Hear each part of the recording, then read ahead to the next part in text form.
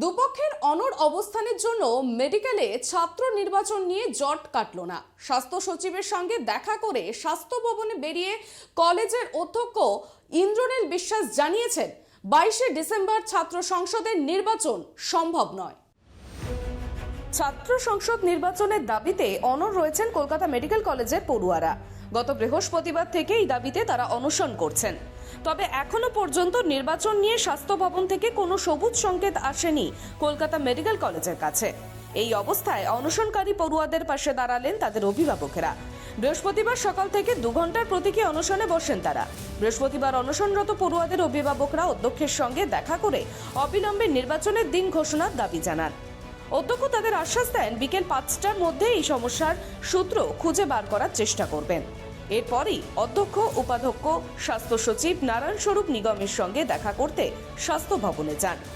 সেখানে বেশ খানিকক্ষণ আলোচনা হয় তাদের মধ্যে। পরে বেরিয়ে এসে অধ্যক্ষ বলেন, আগেই তো ঊর্ধ্বতন কর্তৃপক্ষ এসে জানিয়ে দিয়েছিলেন অনশন তুলে নেওয়া হোক, তারপর নির্বাচন হবে। 22 তারিখ হবে না, পরের দিন ঠিক হবে। বিষয়টা আর কলেজের কাউন্সিলরদের হাতে নেই। আমরা চেষ্টা করছি আলোচনা চালিয়ে যেতে। বৃহস্পতিবার অনশনরত ছাত্রদের সমর্থনে 12 ঘন্টার প্রতীকী অনশনে বসেন পড়ুয়াদের একাংশ। টানা 168 ঘন্টা অনশনে অসুস্থ হয়ে পড়েছেন একাধিক পড়ুয়া। বর্তমানে 6 জন পড়ুয়া অনশন চালিয়ে যাচ্ছেন। স্বাস্থ্য ভবনের সাফ বার্তা, অনশন তুলে আলোচনায় বসে ভোটের দিন ঠিক করতে হবে।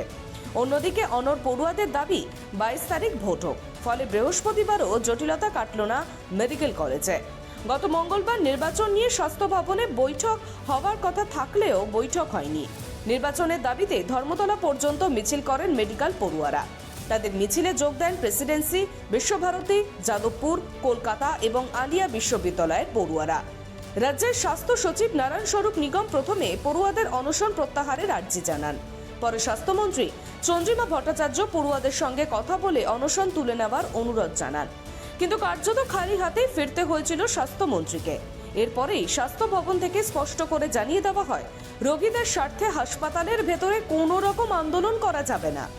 তবে স্বাস্থ্য ভবনের তরফ থেকে একথা জানানো হলেও 22শে ডিসেম্বরের নির্বাচনের দাবিতে অনড় রয়েছেন পড়ুয়ারা। যদিও সেই প্রস্তাব মানতে নারাজ পড়ুয়ারা। তাদের দাবি, নির্দিষ্ট তারিখ ঘোষণা করতে হবে। কিন্তু এই ঘোষণার দায়িত্ব কে নেবেন তা নিয়ে প্রশ্ন উঠতে শুরু করেছে।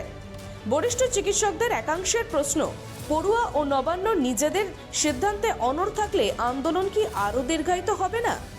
দীর্ঘ কয়েক আগেই স্বাস্থ্য সচিব নিজে এসে পড়ুয়াদের সঙ্গে কথা বলেছিলেন। পরদিন স্বাস্থ্য প্রতিমন্ত্রী চন্দ্রিমা ভট্টাচার্য আসেন।